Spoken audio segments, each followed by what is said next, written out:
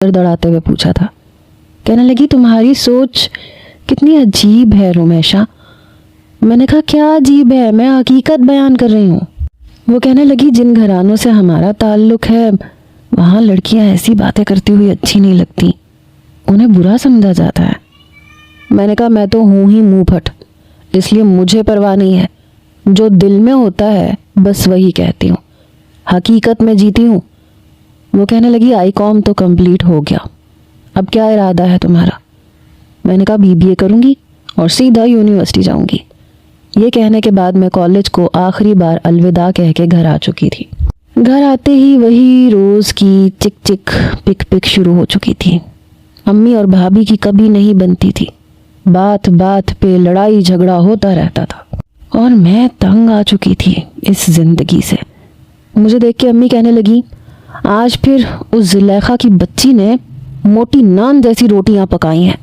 अरे मजाल है जो हलक से नीचे उतरे। रोमेशा, आ चल मेरी बच्ची, मुझे 2 फुलके तो बना के दे। मैंने कहा, अम्मा मैं ना तंग आ चुकी हूँ। अरे जब हम सब लोग भाभी की मोटी रोटियां खाने के आदी हो गए हैं तो आप नहीं हो सकती? क्या है, अभी थक के आई हूँ मैं, आते ही किचन में घुस जाऊँ। वो कहने लगी, तुझे पता तो है मुझसे नहीं खाई जाती मोटी रोटियाँ, चल ना बना, मैं खुद पका लेती हूँ। मैंने कहा, हाँ बना ले, क्या मुसीबत है। मैं कमरे में आ गई। उसी वक्त लोड शेडिंग का वक्त शुरू हो जाता था। लाइट बंद हो चुकी थी। कमरे का वाहिद गुड़ गुड़ करके चलने वाला पंखा भी बंद हो चुका था। पंखे का जितना शोर था उतनी हवा नहीं आती थी। मैंने बेजारी से अपने यूनिफॉर्म का दुपट्टा उतार के बेड पे फेंका। गुस्से से अलमारी खोली, लॉन का जोड़ा निकाला और नहाने चली गई। ठंडे पानी ने तबीयत पे अच्छा असर डाला। अभी तो शैम्पू भी नहीं लगाया था जब पानी भी आहिस्ता आहिस्ता कम होने लगा। फटाफट से मैंने बस जिस्म पे ही साबुन लगाया था। जानती थी कि जब तक लाइट नहीं आएगी पानी नहीं आएगा। बहरहाल जब तक पानी बंद होता मैं नहा चुकी थी। बाहर आई तो मेरी वालिदा सर पकड़ के खड़ी थी। बाल्टी भरी तुमने? जानती हो ना 2.5 घंटे बाद लाइट आएगी, फिर मोटर चलेगी। मैंने कहा, अम्मा मुझे नहीं पता। कहने लगी, अरे ऐसे कैसे नहीं पता? भाई 100 दफ़ा कह चुकी हूँ, जो भी वॉशरूम में जाए बाल्टी इस्तेमाल करे तो पानी ज़रूर भरे। सब मेरी बात मान लेते हैं सिवाय तुम्हारे। मैंने कहा, पता नहीं मैं गलत जगह पैदा हो गई हूँ। क्या जिल्लत की ज़िंदगी है ये, लाइट नहीं है, पानी नहीं है, गैस नहीं है। इससे तो बेहतर है हम किसी गांव में रह लेते।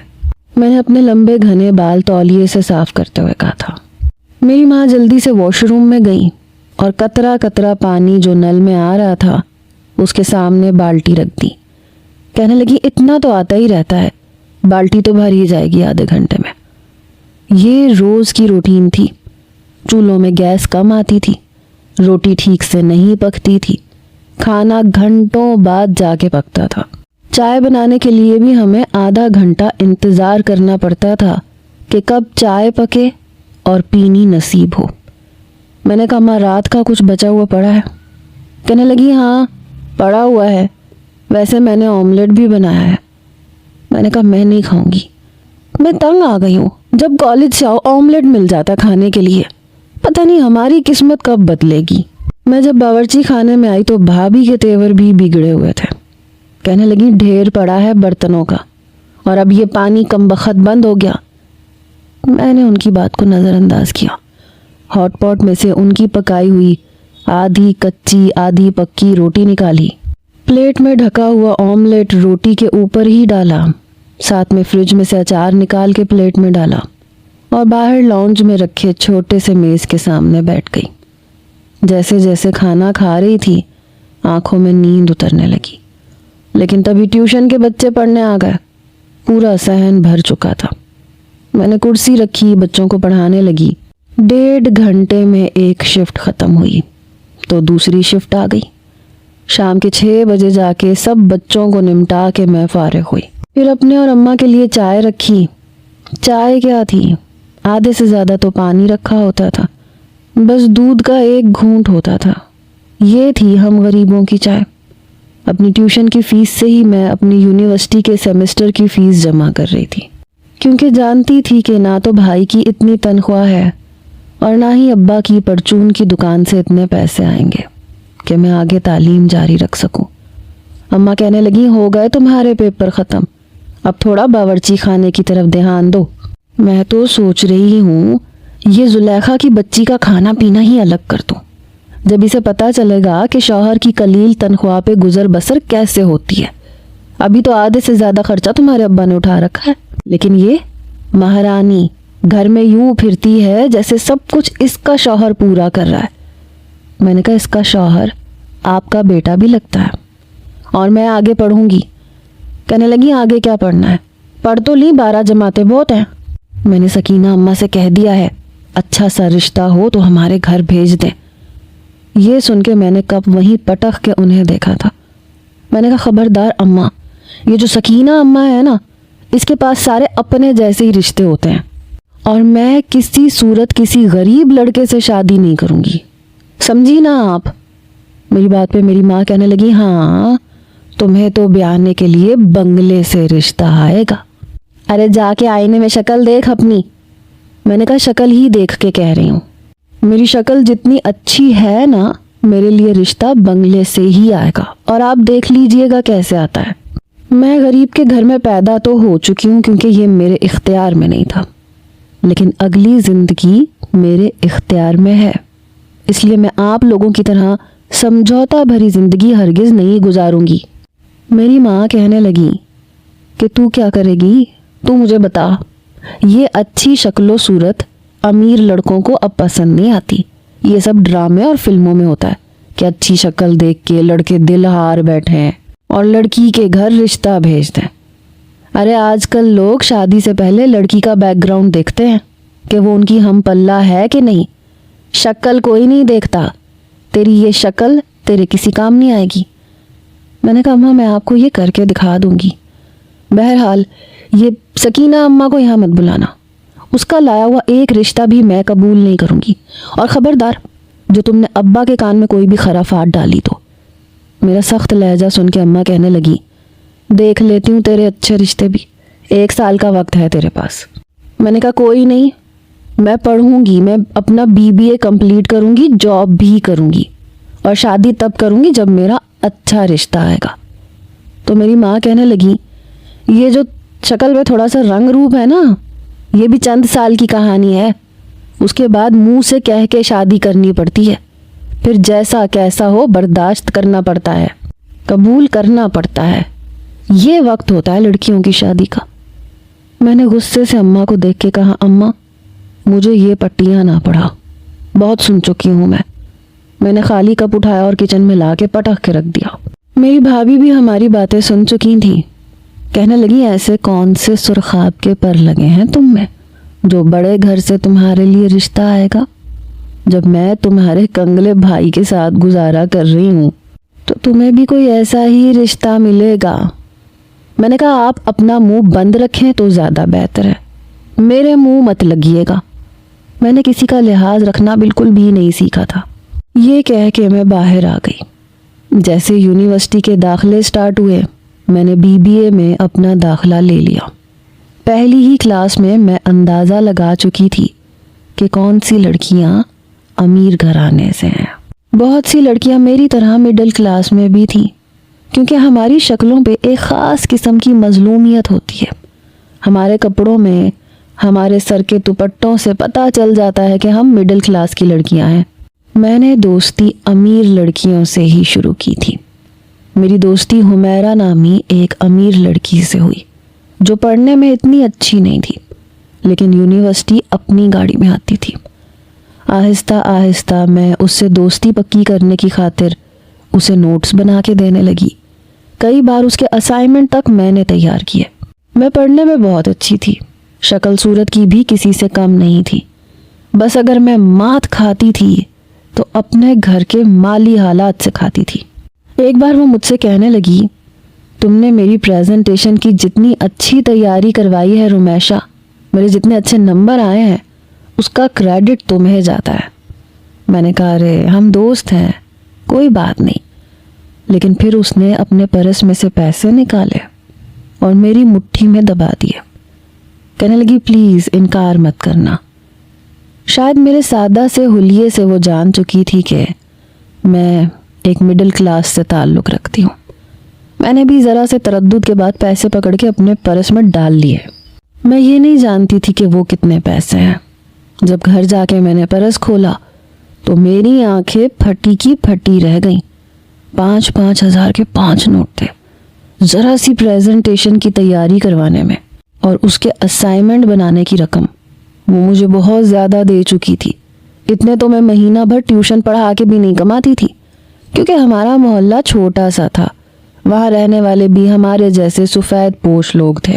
کوئی 500 فیس دیتا تھا، کوئی 200، کوئی 300، کوئی 250۔ میں ضرورت مند تھی اس لیے انکار نہیں کرتی تھی۔ ایک ہی بار میں 25,000 دیکھ کے میری تو آنکھیں پھیل گئیں۔ میں اتنی خوش تھی کہ بیان نہیں کر سکتی تھی۔ 1 مہینے بعد میری بھابھی کی بہن کی شادی تھی۔ آنن فانن ہی اس کا رشتہ طے ہوا تھا، اور زلیخا بھابھی یوں اترا رہی تھی جیسے پتہ نہیں کتنے بڑے گھرانے میں اس کی بہن جا رہی ہے۔ کہنے لگی، تمہارے ہی جتنی ہے، دیکھ لو میری بہن کا آنن فانن رشتہ آیا ہے۔ میں نے کہا اچھا، بڑی خوشی کی بات ہے۔ کہاں رشتہ طے ہوا آپ کی بہن کا؟ میرا انداز بھی تمسخرانہ تھا۔ کہنے لگی، وہ ہمارے محلے کا دودھ والا ہے نا، اس کے چھوٹے بھائی سے۔ میں ہنسنے لگی۔ میرے یوں ہنسنے پہ زلیخا بھابھی کے ماتھے پہ بل پڑے۔ کہنے لگی، یہ پاگلوں کی طرح کیوں ہنس رہی ہو؟ میں نے کہا، وہ دودھ والے کا چھوٹا بھائی جس کی توند نکلی ہوئی ہے، وہ جو دھوتی اور بنیان پہن کے دودھ کی دکان پہ بیٹھا دودھ اور دہی بیچ رہا ہوتا ہے۔ میں پھر سے ہنسنے لگی، اپنا پیٹ پکڑ کے ہنسنے لگی۔ میری بھابھی کا تو جیسے منہ لال بھبو کا ہو گیا۔ کہنے لگی، تو پھر تمہارے لیے کون سے شہزادے کا رشتہ آنے والا ہے؟ کسی نے پوچھا بھی ہے تمہیں؟ میں نے کہا، ایسے پوچھنے والوں سے خدا کی پناہ۔ میں نے ہاتھ جوڑ کے کہا تھا۔ میں نے کہا، جب میرا رشتہ آئے گا نا تو محلے کی ساری عورتیں آپ سمیت دانتوں کے نیچے انگلیاں دبائیں گی۔ بہرحال شادی پہ تو مجھے جانا تھا، اس لیے میں اپنے پرانے کپڑے پہننے کے موڈ میں نہیں تھی۔ حالانکہ میرے بھائی نے میری بھابھی کو بس ایک ہی جوڑا خرید کے دیا تھا جو انہوں نے ولیمے پہ پہننا تھا، باقی وہ بارات کے لیے لہنگے والی میکسی سلوا رہی تھی۔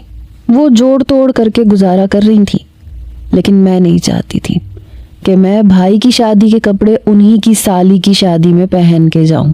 حالانکہ ایسی شرم تو زلیخا بھابھی کو محسوس ہونی چاہیے تھی، لیکن وہ ایک ہی جیسے جوڑے پہ پہننے پہ راضی ہو چکی تھی، خوش تھی۔ مہندی کا فنکشن تو ویسے بھی نہ ہونے کے برابر تھا، بس 2 ہی فنکشن تھے۔ میں نے اداس سا چہرہ بنا کے حمیرہ سے بات کی۔ میں نے کہا، حمیرہ، میری بھابھی کی بہن کی شادی آ رہی ہے۔ کہنے لگی، تو میں نے کہا، بس میرے پاس کوئی نئے کپڑے نہیں ہیں۔ کیا تمہارے پاس شادی کے فینسی کپڑے ہوں گے؟ بس 2 جوڑے ادھار دے دو، جیسی شادی ختم ہوگی میں واپس کر دوں گی۔ تمہیں تو پتا ہے شادی کے جوڑے کتنے مہنگے ہوتے ہیں، ایک جوڑا لینے جاؤ تو جیب خالی ہو جاتی ہے، 10,000 سے کم کا تو کوئی جوڑا ملتا ہی نہیں ہے۔ کہنے لگی، ارے ہاں میرے پاس بہت کپڑے ہیں۔ کہنے لگی، ایسے کرو، یونیورسٹی کے بعد میرے ساتھ گھر چلو، میرے وارڈروب سے تمہیں جو کپڑے پسند آئے تم لے لینا۔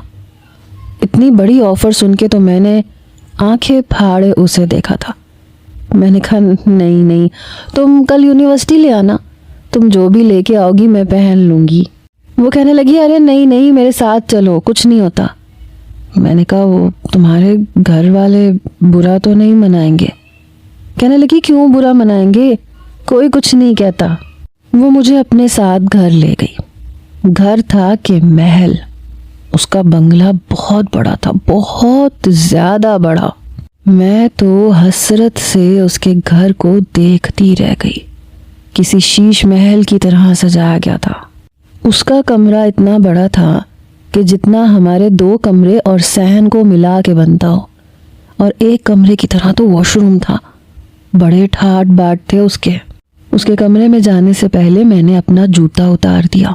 کمرے میں اچھا خاصا مہنگا کارپیٹ بچھا تھا، پاؤں رکھتے ہی لگتا تھا کسی نرم گداز چیز پہ پاؤں رکھ دیے ہوں۔ حمیرہ مجھے اپنے وارڈروب کے پاس لے گئی۔ اس نے جب لاک کھولا تو میری تو آنکھیں چندی آ گئیں۔ ایک سے بڑھ کے ایک خوبصورت لباس اور فینسی کپڑے، اتنے مہنگے کہ میں سوچ بھی نہیں سکتی تھی۔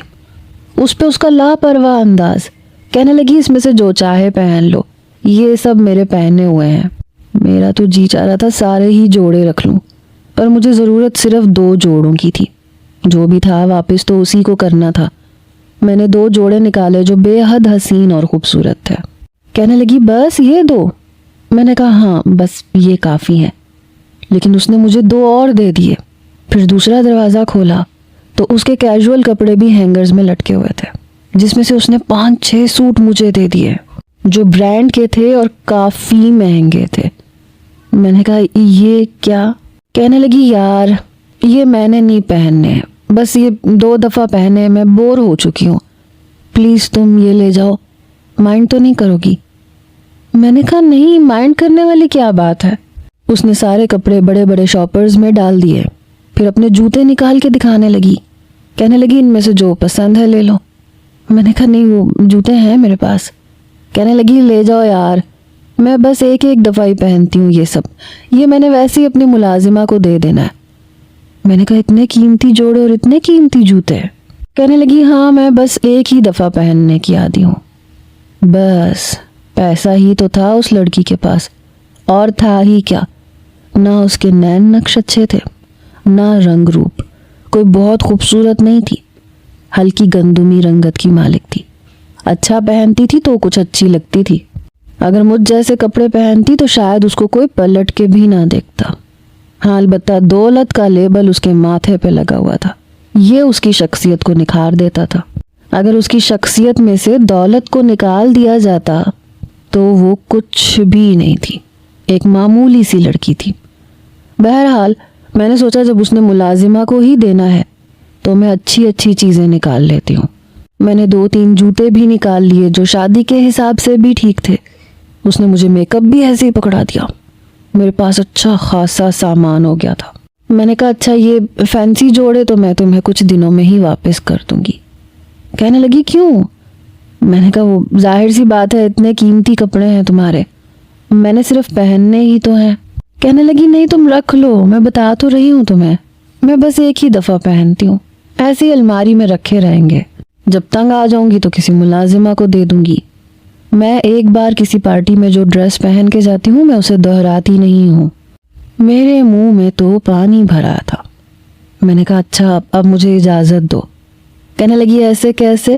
میں نے ملازمہ سے کہا ہے دوپہر کا کھانا کھا کے جانا، وہ تیار کر رہی ہے۔ میں نے کہا نہیں اچھا نہیں لگتا، اور امی میرا انتظار کر رہی ہوں گی۔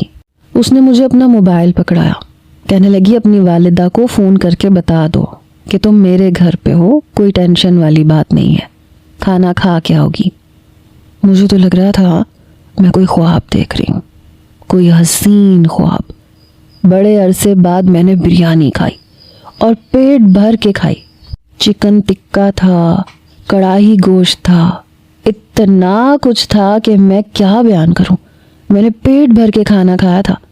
اس کے بنگلے سے تو میرا باہر جانے کا دل ہی نہیں چاہ رہا تھا۔ تب واپسی پہ میں اس کے ڈرائیور کے ساتھ ہی گھر واپس آئی۔ اماں اور میری بھابھی دروازے کے پاس ہی کھڑی تھی جب ایک بڑی سی کالے رنگ کی کرولا گھر کے سامنے کھڑی ہوئی اور میں نیچے اتری۔ ہاتھوں میں اتنے سارے شاپر تھے۔ میری ماں مجھے حیرت سے دیکھ رہی تھی۔ اس سے پہلے کہ میں وہ شاپر اٹھاتی وہ ڈرائیور کہنے لگا میڈم آپ رہنے دیں، میں اٹھا کے اندر رکھ دیتا ہوں۔ ہائے مت پوچھیں کتنی اچھی فیلنگ آ رہی تھی، لگ رہا تھا میں کوئی نوابزادی ہوں، کسی ماڈرن گھر سے میرا تعلق ہے۔ یہ دولت بھی کم بخت کتنی اچھی چیز ہوتی ہے نا، انسان کو کہیں کا کہیں لے جاتی ہے۔ ڈرائیور نے ہی سارے شاپرز میرے گھر کے اندر رکھے، پھر چلا گیا۔ میری ماں کہنے لگی کہاں گئی تھی اور یہ سب کیا ہے؟ میں نے کہا میری بہت امیر دوست ہے، کہہ رہی تھی کہ تمہارے گھر شادی آ رہی ہے اس لیے تمہیں شاپنگ کروا دیتی ہوں۔ وہ کپڑے جس قدر نئے تھے کوئی دیکھ کے کہہ نہیں سکتا تھا کہ ایک بار بھی کسی نے پہنا ہے۔ میں نے وہ جوڑے امی کو دکھائے تو امی تو آنکھیں جھپکنا بھول گئیں۔ میری بھابھی بھی دیکھنے لگی، کہنے لگی تمہاری دوست نے تمہیں اتنے قیمتی جوڑے کیوں خرید کے دیے؟ یہ تو لاکھوں کے ہیں، ابھی تک کپڑوں کے اوپر کے ٹیگ لگے ہوئے تھے، کوئی 25,000 کا تھا، کوئی 30,000 کا۔ कोई 35 का। मेरी माँ तो मुझे गुस्से से देखने लगी, कहने लगी सच सच बता रुमैशा, इतने कीमती जोड़े वो तुझे क्यों देगी, क्या चक्कर है ये। भाभी कहने लगी मुझे तो कोई और ही चक्कर लगता है, ऐसी भी कौन सी दोस्त किसी को इतने अच्छे जोड़े दे देती है। मैंने कहा बस आपकी यही सोच है, यही सोच सकती हैं आप। मैंने कहा अम्मी मैंने आपसे बात करवाई थी ना फ़ोन पे, मेरी दोस्त ने भी तो बात की थी ना आपसे। मेरी वालदा कहने लगी ठीक है, लेकिन उसने तुम्हें इतने कीमती जोड़े क्यों दिए हैं। मैंने कहा अम्मी इतने भी कीमती नहीं है, बस मैंने ऐसे यूं ही जिक्र कर दिया कि मेरी भाभी की बहन की शादी है और मेरे पास सारे पुराने कपड़े हैं, तो बस दोस्ती के नाते मैंने उसे बताया था। वो कहने लगी अच्छा मेरे पास बहुत कपड़े हैं, मैं तुम्हें दे देती हूँ। बस उसने दे दिए। पता है अम्मी इतनी अमीर है, इतनी अमीर है कि मैं आपको क्या बताऊं। कहती है मैं बस एक ही दफ़ा कपड़े पहनती हूँ फिर मुलाजिमा को दे देती हूँ। देखो तो सही कितने कीमती जोड़े हैं, लग ही नहीं रहा कि एक बार भी पहने। मेरी वालदा कहने लगी खुदा भी जिसे देता है छप्पड़ फाड़ के देता है, एक हम है। जोड़ा जब तक घिस ना जाए, फट ना जाए, उस पे 4 पेवंद ना लग जाए, हमारा जी ही नहीं चाहता कि उसे किसी को दे दें। भाभी कहने लगी देने के काबिल होता कहाँ है, किचन की शेल्फें साफ करने के काम आ जाता है, उसके बाद तुम्हारे भाई की मोटरसाइकिल साफ करने के काम आता है। मेरी भाभी का तो दिल ही जल गया था। मेरे पास कपड़े ज़्यादा थे। मैंने कहा भाभी ऐसे करेंगे जोड़ा आप रख लें, अपनी बारात वाला जोड़ा रहने दें। 3 शादियों पे तो आप पहन चुकी हैं, अपनी शादी पे पहना, फिर भाई की शादी पे भी पहना, फिर अपनी कज़न की शादी पे भी पहना, अब आप अपनी बहन की शादी पे भी उसी लहंगे की मैक्सी बनवाएंगी क्या। वो कहने लगी रुमैशा कह तो तुम सही रही हो, उन्हें तो वो जोड़ा बड़ा पसंद आया था जो उन 4 जोड़ों में सबसे कम फैंसी था। मेरी भाभी का मेरे साथ रवैया यूं था जैसे मैंने पता नहीं क्या एहसान कर दिया हो। मेरी वालदा कहने लगी देख रही हो उसकी मतलब परस्ती, तुम्हें क्या ज़रूरत पड़ी थी जोड़े देने की, रख लेती, मैं तुम्हारे जहेज के लिए संभाल के रख लेती। मैंने कहा ओ हो हेलो, मैं ये सब कुछ नहीं लेके जाऊंगी, मेरा जहेज तो दुनिया देखेगी। मेरी माँ कहने लगी होश की दुनिया में आ जा रुमैशा, तेरी सहेली ने तुझे अपनी उतरन दी है, अपने घर में अपने भाई के साथ तेरा रिश्ता पक्का नहीं किया जो इतनी हवाओं में उड़ रही है। बहरहाल भाभी की बहन की शादी में जिस तरह से मैं तैयार होके गई थी, लड़कियां तो लड़कियां, लड़कों की नज़रें भी मुझसे हट नहीं रही थी।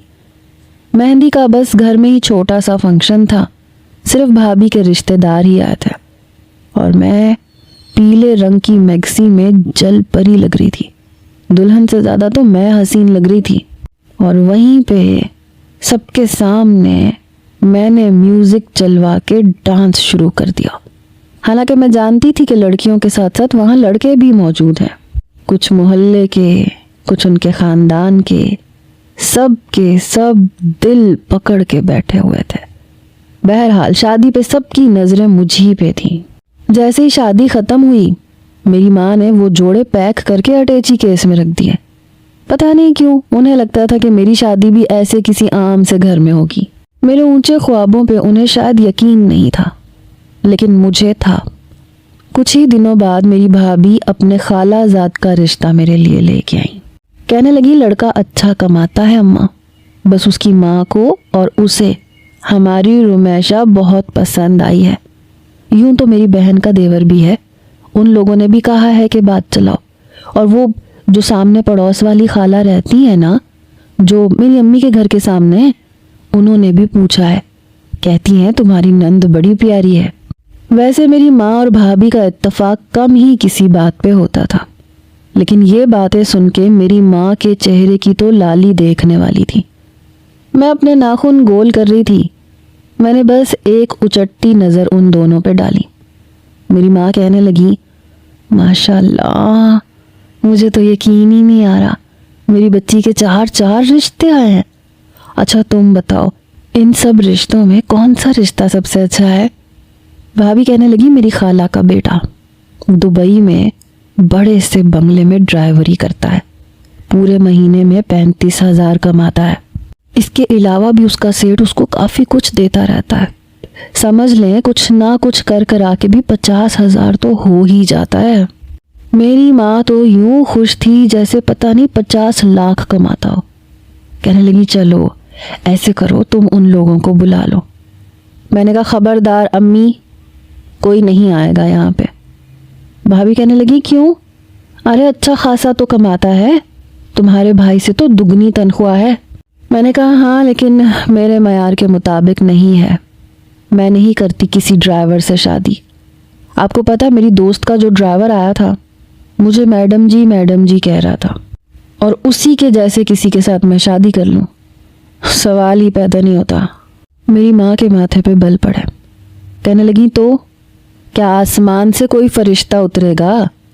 میں نے کہا نہیں، یہی زمین پہ رہنے والوں میں سے کسی سے کروں گی، لیکن کسی 3rd کلاس ڈرائیور سے نہیں. میری ماں کہنے لگی ہو کیا چیز تم، کس چیز کا غرور ہے تمہیں؟ میں نے کہا مجھے کسی بھی غریب گھرانے میں نہیں جانا. 25,000 30,000 50,000 مائی فٹ، میں اپنی زندگی کا فیصلہ خود کروں گی. میرے بارے میں کسی کو بھی سوچنے کی ضرورت نہیں ہے. میں نے یہ کہا اور آرام سے ناخن پالش ناخنوں پہ لگانے لگی. میری ماں کہنے لگی یہ تمہارا دماغ 7ویں آسمان پہ اڑا ہے نا، چند سالوں کی کہانی ہے یہ، پھر روتی پھرو گی تم، لیکن کوئی اچھا رشتہ نہیں آئے گا. میری بھابھی کہنے لگی رہنے بھی دیں، اتنا دماغ خراب ہے اس لڑکی کا، پتہ نہیں کیا کیا دماغ میں خرافات بھر رکھی ہیں. ارے ہم نے بھی تو گزارا کیا شوہر کی کم تنخواہ میں. میں نے کہا آپ لوگوں نے یہی زندگی سوچی تھی، آپ کو مل گئی. میں بہت اچھا اور بہت اونچا سوچتی ہوں، مجھے وہ سب ملے گا اور دیکھ لیجئے گا کہ کیسے ملتا ہے. میں یونیورسٹی گئی تو ہمیرا بڑی پریشان تھی. کہنے لگی پیپرز آنے والے ہیں، میرے کافی سارے اسائنمنٹس ہیں جو انکمپلیٹ ہیں. میں نے کہا تو تم کیوں فکر کرتی ہو، میں کر دوں گی. کہنے لگی لیکن اگر سر نے کچھ بھی پوچھ لیا تو مجھے کچھ بتانا بھی تو آئے. پھر کہنے لگی ایسے کرو تم اپنی امی سے پرمیشن لے لو، جب تک پیپرز ہیں تم میرے گھر پہ رہ لو، ہم لوگ مل کے تیاری کر لیں گے. میں تو اس کی بات سن کے کھل کے گلاب ہوئی. میں نے امی سے اجازت کیا لینی تھی، رو دھو کے منت کر کے میں نے اپنی امی کو راضی کر لیا. ابا کو بھی منا لیا کہ ابا بہت شریف لڑکی ہے، بہت اچھے لوگ ہیں اور میں وہاں پہ اچھی تیاری کر لوں گی. بہرحال ہمیرا خود مجھے لینے آئی تھی. میں ساتھ میں اس کے اسائنمنٹ بناتی بھی تھی، اسے سمجھاتی بھی تھی. ہم اکٹھے یونیورسٹی بھی چلے جاتے تھے. ایک حسین خواب جیسی زندگی تھی. اس کے کپڑوں میں میں بہت خوبصورت لگتی تھی. 2 دن سے میں نے نوٹ کیا کہ وہ رات کو 12 بجے کے بعد کسی سے فون پہ باتیں کرتی ہے. میں اس وقت اس کا اسائنمنٹ تیار کر رہی ہوتی تھی یا اس کے کسی پروجیکٹ پہ کام کر رہی ہوتی تھی. جو اسے سمجھ نہیں آتا تھا تو تھوڑا بہت سمجھا دیتی تھی. میں نے نوٹ کیا جس سے وہ بات کرتی ہے وہ بھی کوئی امیر ترین قسم کا شخص ہے. میری ہمیرا سے اتنی بے تکلفی تو ہو چکی تھی کہ میں اس سے پوچھ لیتی کہ کس سے بات کر رہی ہو، لیکن وہ بڑے دھیرے دھیرے بات کرتی تھی، ساتھ میں مسکراتی تھی، ہنستی تھی. پھر اس نے فون بند کر دیا. میں نے کہا اب کس سے بات کر رہی تھی؟ کہنے لگی تمہیں بتاؤں گی تو تمہیں یقین نہیں آئے گا. میں نے کہا بتاؤ تو صحیح. کہنے لگی ارمان خان سے بات کر رہی تھی. میری تو حیرت سے آنکھیں پھٹی. میں نے کہا وہ ارمان خان جو ٹی وی ڈراموں میں آتا ہے؟ مسکرا کے کہنے لگی اور کیا وہی تو. میں نے کہا وہ، مجھے یقین نہیں آ رہا تھا. میں نے اس کا اسائنمنٹ وہیں چھوڑا اور اس کے پاس آ کے بیٹھ گئی. میں نے کہا ہمیرا کی بچی، بتایا کیوں نہیں، تمہارا رشتہ دار ہے کیا؟ کہنے لگی نہیں، مجھے بہت اچھا لگتا ہے، میں پسند کرتی ہوں اسے. یہ سمجھ لو کہ مرتی ہوں اس پہ، عشق کرتی ہوں اس سے. میں نے کہا اس سے تو پتہ نہیں کتنی لڑکیاں عشق کرتی ہوں گی، مرتی ہوں گی، لیکن تم کیوں اس سے فون پہ بات کر رہی ہو؟ کہنے لگی یہ تو ہے. میں نے کہا بتاؤ نا تمہاری اس سے دوستی کیسے ہوئی؟ کہنے لگی میرے والد بہت بڑے بزنس مین ہیں انہی کے ایک پروڈکٹ پہ ارمان نے ماڈلنگ کرنی تھی، اور جب مجھے پتہ چلا تو میں اس کی شوٹنگ دیکھنے چلی گئی۔ تو میرے والد کے کہنے پہ اس نے میرے ساتھ 1-2 سیلفیاں بھی بنوائیں، مجھ سے بات بھی کی۔ میں نے نمبر مانگا تو اس نے دے دیا۔ پھر میرے والد سے کہنے لگا کہ اگر آپ کو اور بھی اپنے کسی پروڈکٹس کی ماڈلنگ کے طور پہ مجھے بلوانا ہو تو بلا لیجئے گا۔ میرے والد کے ساتھ تو اس کی بہت اچھی سلام دعا ہے۔ پتہ ہے ایک بار میرے کہنے پہ میرے ڈیڈ نے اسے گھر پہ بھی بلایا تھا، ہمارے گھر چائے پینے آیا ہے وہ۔ یہ سن کے تو میں خوش ہو گئی۔ میں نے کہا یار پلیز میری ایک ملاقات کروا دو نا۔ کہنے لگی بس تم دعا کرو میری اس کے ساتھ شادی ہو جائے، پھر تمہاری ملاقاتیں ہی ملاقاتیں کرواؤں گی۔ مجھے تو یقین نہیں آ رہا تھا۔ میں نے کہا تب کی تب دیکھی جائے گی، پلیز ان دنوں اسے اپنے گھر پہ بلا لو نا، اپنے ڈیڈ کو بولو۔ کہنے لگی اچھا ٹھیک ہے، ڈیڈ کو کیا، میں ابھی کہوں گی تو ابھی آ جائے گا وہ۔ تم خود سوچو اس کے لیے میں اتنی اہم ہوں، تبھی تو 12 بجے کے بعد آدھا گھنٹہ مجھ سے بات کرتا ہے، بس تبھی بات کرنے سے منع کرتا ہے جب اس کی کہیں شوٹنگ ہوتی ہے۔ میں نے کہا ہائے تم کتنی لکی ہو نا یار، جس چیز کو چاہتی ہو تمہیں مل جاتی ہے۔ میں اس کی قسمت پہ رشک کرتی تھی۔ حمیرہ کی نہ تو شکل اچھی تھی، نہ اس میں کوئی اٹریکٹ کرنے والی چیز تھی، بس پیسہ بہت تھا۔ بہرحال میرے بار بار اصرار کرنے پہ اس نے ارمان خان کو اپنے گھر چائے پہ بلایا، اور میں اتنی خوش تھی کہ میں بیان نہیں کر سکتی۔ حمیرہ نے میرے ساتھ ہی اپنی شاپنگ کی، اپنے لیے بہت خوبصورت جوڑے لے کے آئی، اور میں نے اس کی اترن پہنی۔ دل میں خواہش ہوئی کہ کاش میں بھی اس جیسی امیر ہوتی تو ارمان خان کے ساتھ میری سیٹنگ یوں چٹکیوں میں ہو جاتی۔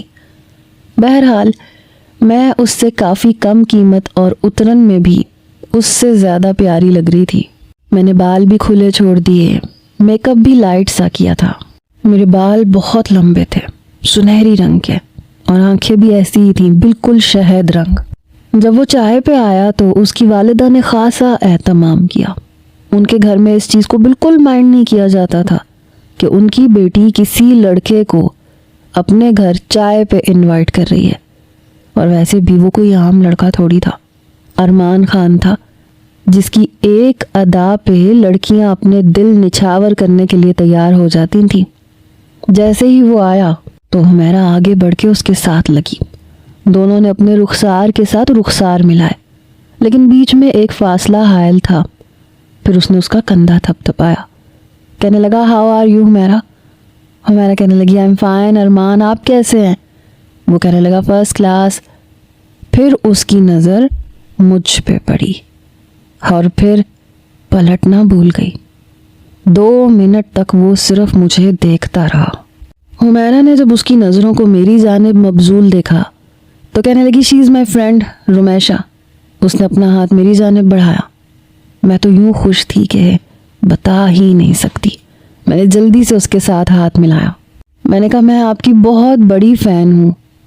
کہنے لگا وہ تو آدھے پاکستان کی لڑکیاں ہیں، بلکہ اب تو انڈیا کی بھی شامل ہو چکی ہیں، کوئی نئی بات کریں۔ بہرحال زیادہ تر وہ حمیرہ سے ہی بات کر رہا تھا، لیکن گاہے بگاہے مجھے دیکھ رہا تھا۔ میں بیچ میں بس کم ہی باتیں کر رہی تھی۔ بامشکل وہ بس 1 ہی گھنٹہ بیٹھا تھا، پھر کہنے لگا اوکے حمیرہ میں چلتا ہوں، یقین مانو اپنی شوٹنگ چھوڑ کے آیا ہوں کیونکہ تم نے بلایا تھا۔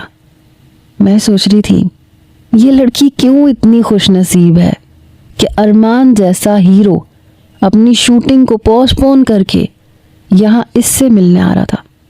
یقیناً پیسے کا لالچ ہوگا۔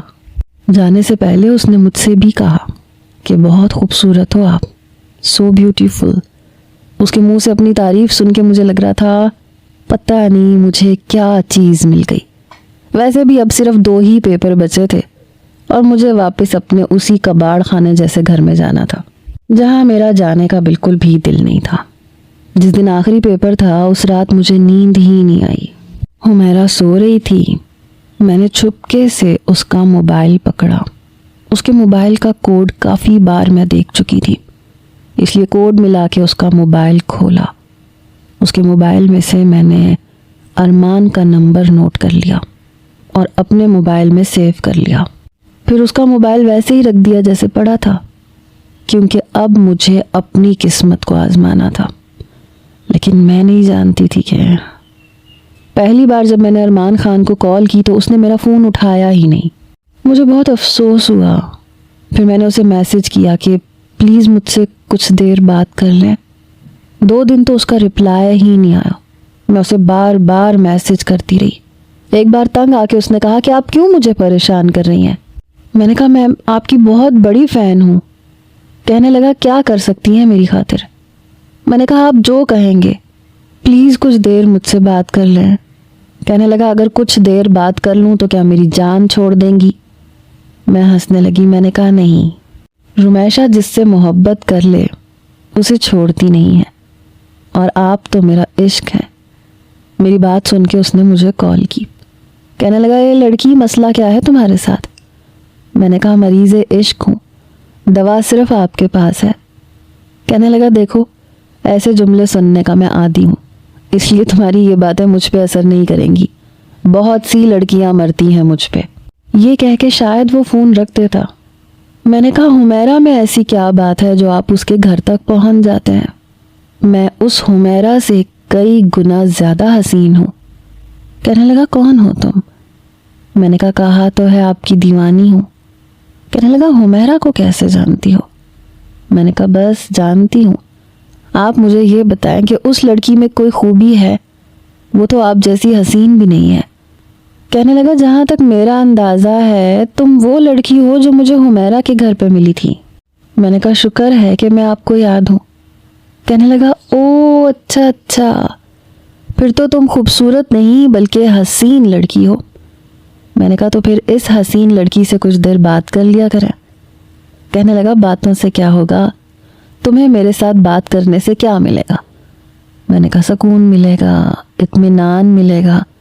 کہنے لگا صرف باتوں سے؟ میں نے کہا ہم جیسی لڑکیاں صرف باتوں سے دل بہلا سکتی ہیں۔ خوش قسمت تو حمیرہ جیسی لڑکیاں ہوتی ہیں جن کے پاس بے تحاشا پیسہ ہوتا ہے، جو پسند آ جائے ان کی دسترس میں آ جاتا ہے۔ مجھ جیسی معمولی لڑکیاں اس حسین چہرے کا کیا کریں؟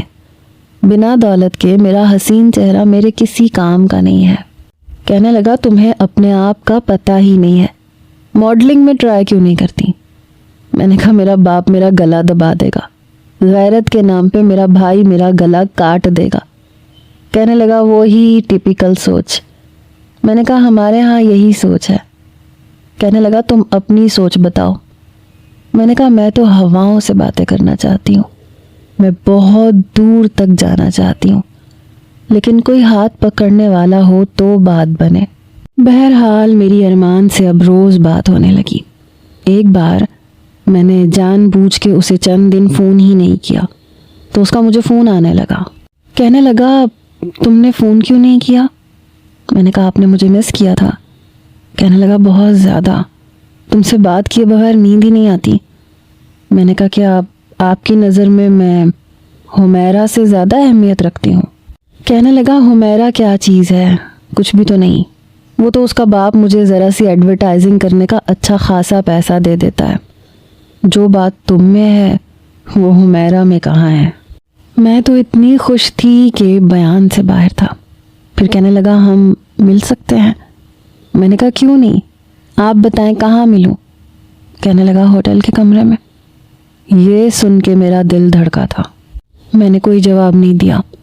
کچھ دیر میری خاموشی کو دیکھ کے کہنے لگا ایسا لگتا ہے تمہیں؟ بس اتنا اعتبار تھا؟ یہ دیوانہ پن ہے تمہارا میرے لیے؟ میں نے کہا دیکھیں میں ایک شریف لڑکی ہوں۔ کہنے لگا میری زندگی میں کسی بھی شریف لڑکی کی کوئی گنجائش نہیں ہے۔ جس دن شرافت کا لبادہ اتار دو تو پھر مجھ سے بات کرنا۔ اگر سچ مجھ سے محبت کرتی ہو تو پھر کل دوپہر کو ٹھیک 2 بجے ہوٹل کے کمرہ نمبر 17 میں آ جانا۔ یہ کہہ کے اس نے فون بند کر دیا۔ میں سوچ میں پڑ گئی کہ کیا کروں، محبت کا یقین دلا دوں یا پھر شرافت کا؟ پھر سوچا شرافت نے مجھے کیا دینا ہے، تنگی کی زندگی، محبت کا یقین دلا دیتی ہوں۔ میں گھر پہ بہانہ کر کے اسی ہوٹل کے کمرے میں پہنچ گئی۔ ارمان خان وہاں پہلے سے موجود تھا۔ عمر میں وہ مجھ سے 10-12 سال بڑا ہوگا. ظاہر ہے ایکٹر تھا، اس لیے اس نے اپنے آپ کو کافی فٹ فاٹ رکھا ہوا تھا.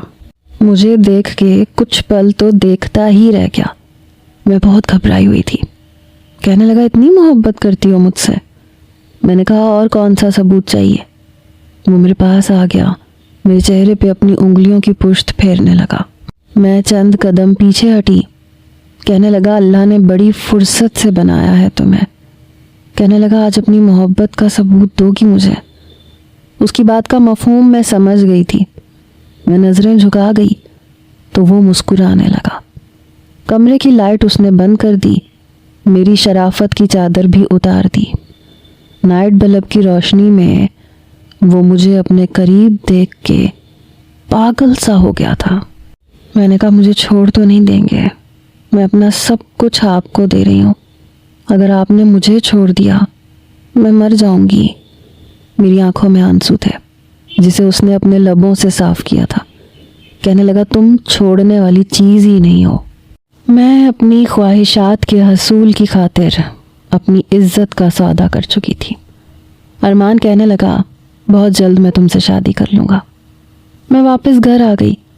مجھے ارمان نے اپنے گلے میں پہنی ہوئی سونے کی چین تحفے میں دی تھی جو میں نے چھپا کے رکھ دی. چند دن بعد وہ پھر مجھے بلانے لگا. کہنے لگا مجھے وہ وقت یاد آ رہا ہے. تم میں کوئی جادو ہے. لگتا ہے تمہارے حسن نے مجھے جکڑ لیا ہے. جو جام میں اسے پلا کے آئی تھی میں جانتی تھی کہ اس کی طلب اور بھی بڑھ جائے گی. میں نے کہا میں نے آپ کو اپنی محبت کا ثبوت دے دیا، اب آپ کی باری ہے. وہ کہنے لگا اوکے، اپنے گھر کا ایڈریس بتاؤ. میں نے بتا دیا. وہ جب میرے گھر آیا پورا محلہ دیکھ رہا تھا. آتے ہی اس نے میرا رشتہ مانگا. میرے والد، میرے بھائی، میری بھابھی سب حیران تھے. میری والدہ کہنے لگی ہم تمہارا رشتہ کیسے اس ٹی وی ایکٹریس کے ساتھ کر دیں. میں نے کہا آپ لوگ نہیں کریں گے تو بھی میں تب بھی اسی سے شادی کروں گی. وہ عزت سے مانگ رہا ہے، بہتر ہے کہ آپ رشتہ دے دیں. میں نے اپنے گھر والوں کی بہت مخالفت کی تھی، بھاگ جانے تک کی دھمکی دی تھی. بہرحال میری شادی ارمان سے کر دی گئی اور اس دن واقعی میرے محلے والے اپنے دانتوں کے نیچے انگلیاں دبا رہے تھے. میں بے حد خوبصورت لگ رہی تھی. میری جان اس غربت سے چھوٹ چکی تھی جو ہمیشہ مجھے زہر لگتی تھی. میں بہت خوش تھی. لیکن میری شادی کی خبر جب حمیرہ تک پہنچی تو اس کا روتے ہوئے مجھے فون آیا. کہنے لگی تم نے میرے ساتھ اچھا نہیں کیا. تم جانتی تھی میں ارمان سے کتنی محبت کرتی ہوں. تم نے اس کا نمبر کیسے لیا؟ میں نے کہا دیکھو تمہیں ارمان نہیں ملے گا تو کوئی اور بہت اچھا رشتہ مل جائے گا، لیکن مجھے یہ چانس دوبارہ نہیں مل سکتا تھا. اور رمیشہ اپنا چانس گواتی نہیں ہے. ارمان مجھے اپنے فلیٹ میں لے کے گیا. اپنی فیملی میں نہیں لے کے گیا تھا، لیکن وہ ساری دنیا کو یہ بتا چکا تھا کہ شادی مجھ سے کی ہے. شادی کا 1 مہینہ ایسے لگا جیسے میں کوئی حسین خواب دیکھ رہی ہوں. وہ مجھے دبئی لے کے گیا، شارجہ لے کے گیا. 15 دن ہم نے صرف سیر و تفریح کی، ہنی مون منایا. پھر وہیں دبئی میں اس نے میرے لیے ماڈلنگ کی بات کی. میں حیران تھی. میں نے کہا ارمان یہ کیا کر رہے ہو؟ کہنے لگا کیا کر رہا ہوں؟ تمہیں تمہارے خوابوں کی دنیا میں لے کے جا رہا ہوں، تمہیں تو خوش ہونا چاہیے. میں نے کہا نہیں، مجھے تم مل گئے ہو بس کافی ہے. کہنے لگا لیکن میرے لیے کافی نہیں ہے. تم ماڈلنگ کرو گی، تم اتنی حسین ہو، اور تمہارے اس حسن کا کیا فائدہ جب یہ صرف میرے تک محدود رہے. میں تمہیں بہت بلندیوں پہ دیکھنا چاہتا ہوں. یہ کہتے ہوئے وہ مجھے اپنے بے حد قریب کر چکا تھا. پھر کہنے لگا کل تمہارا اسکرین ٹیسٹ ہے تو پلیز ٹھیک سے دینا. بہرحال میں بہت نروس تھی. میں نے پہلے ایسا کام کبھی نہیں کیا تھا. میرا اسکرین ٹیسٹ پرفیکٹ رہا. ارمان بہت خوش تھا. کہنے لگا ڈائریکٹر تو تمہیں دیکھتے ہی تم پہ لٹو ہو چکا ہے. کہتا ہے تمہیں ڈرامے کی ہیروئن بنائے گا. ظاہر سی بات ہے تم بیوی ہو میری، کوئی عام لڑکی تھوڑی ہو.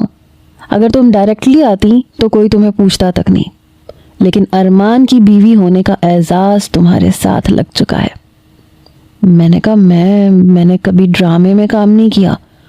کہنے لگا کوئی بات نہیں ہے، بہت اچھا تجربہ ہوگا تمہارے لیے۔ ساتھ ساتھ وہ سگریٹ پی رہا تھا۔ کہنے لگا وہ رات کو بلیک کلر کی نیٹ کی ساڑی میں تیار رہنا، ہمیں ڈائریکٹر سے ملنے جانا ہے۔ میں تیار ہو گئی۔ وہ مجھے اپنے ساتھ لے کے دبئی کے شاندار ہوٹل میں گیا۔ ہوٹل کے کمرے میں وہ ڈائریکٹر موجود تھا، میں بھی تھی، ارمان بھی تھا، لیکن اس ڈائریکٹر کی تیز دھار نظریں مجھے بری طرح چبھ رہی تھیں۔ میں نے ارمان کا ہاتھ پکڑ لیا۔ میں بے حد نروس تھی۔ ڈائریکٹر نے کافی دیر ارمان سے باتیں کی، پھر کہنے لگا اسے میں ڈرامہ انڈسٹری میں بہت عروج پر لے جا سکتا ہوں۔ کافی دیر بات چیت کرنے کے بعد ارمان کھڑا ہو گیا، میں بھی کھڑی ہو گئی۔ وہ کہنے لگا تم نہیں جاؤ گی؟ دیکھو اشفاق صاحب کو خوش کرنا تمہاری ذمہ داری ہے، انہیں خوش کرو گی تو بات بنے گی نا۔ میں ارمان کے منہ سے یہ بات سن کے حیرت سے اسے دیکھ رہی تھی۔ میں نے کہا ارمان یہ کیا کہہ رہے ہو؟ کہنے لگا وہی جو تم سن رہی ہو۔ دیکھو میں زندگی کے 15 سال میں انڈسٹری میں بہت کامیاب ہو چکا ہوں، اب میرے زوال کے دن شروع ہونے والے ہیں، لیکن تمہارے عروج کے دن ہیں۔ تم مجھ سے محبت کرتی ہو تو اب اپنی محبت کا ثبوت تو دینا ہے نا، میرا ساتھ تو دینا پڑے گا۔ دیکھو نخرے مت دکھانا، یہ ڈائریکٹر نخرے برداشت نہیں کرتے۔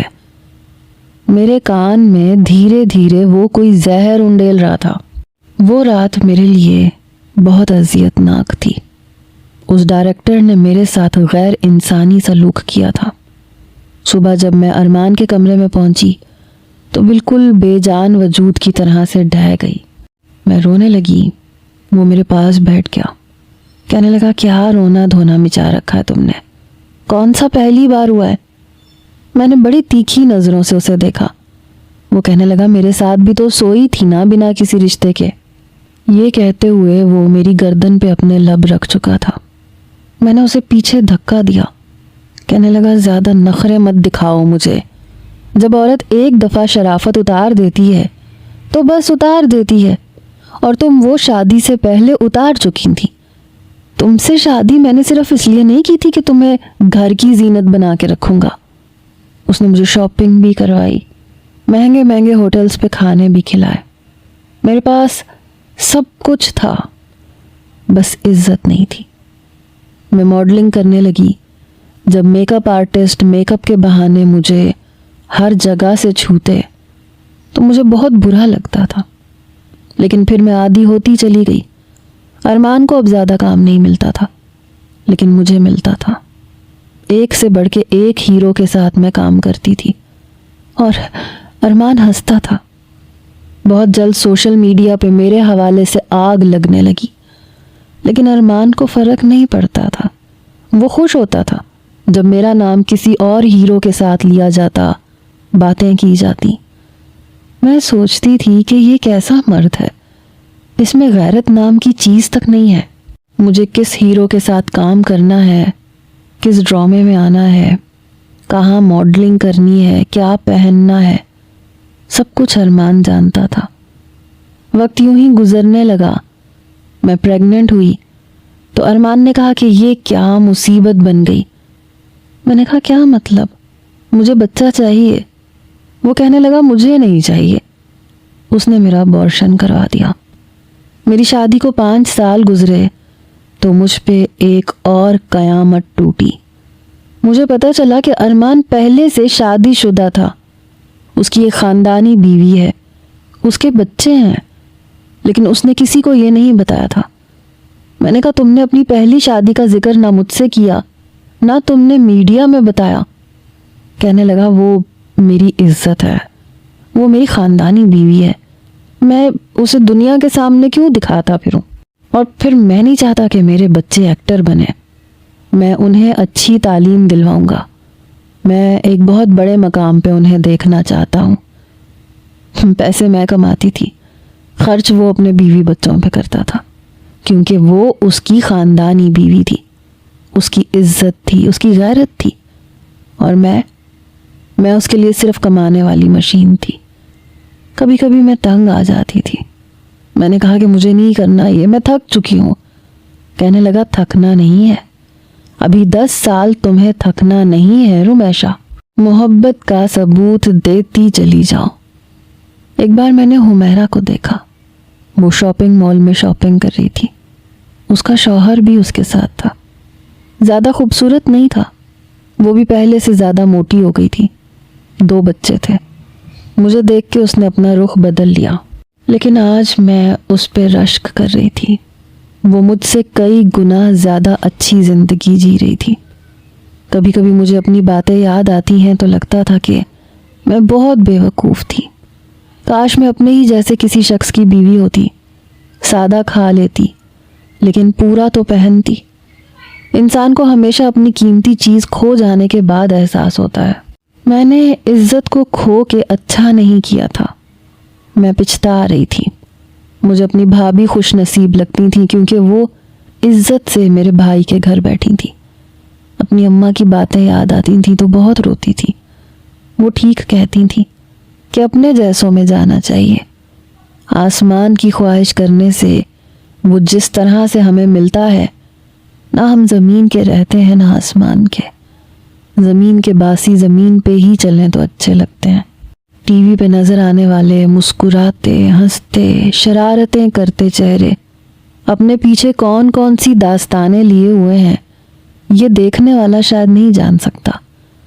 پچھلے 8 سال سے میں کام کر رہی ہوں، اب کوئی مجھے کام نہیں دیتا، اور ارمان کا بس نہیں چلتا کہ میرے ساتھ کیا نہ کر گزرے۔ مجھ سے لڑتا ہے، جھگڑتا ہے، کہتا ہے کہ تمہیں جو ڈائریکٹر کہے وہ پہنا کرو، جیسے وہ کہے ویسے نظر آیا کرو۔ پھر اس نے میڈیا میں میری اور اپنی بے باک اور فاحش قسم کی ویڈیوز ڈالنی شروع کر دی تاکہ لوگوں کی توجہ کا مرکز میں پھر سے بن جاؤں۔ وہ مجھے الٹی سیدھی حرکتیں کرنے کے لیے کہتا جو لوگوں کو متاثر کریں۔ اگر آج کوئی مجھ سے یہ پوچھے کہ میں کس چیز کو اہمیت دوں گی تو میں ہر لڑکی سے یہی کہوں گی کہ میرے جیسے خواب نہ دیکھے، جن کی تعبیر بہت بھیانک ہے۔ عزت سے اپنے ماں باپ کے گھر میں رہیں اور وہ جو فیصلہ کریں انہیں مان لیں، کیونکہ ماں باپ اپنے بچوں کے لیے سب سے زیادہ مخلص ہوتے ہیں۔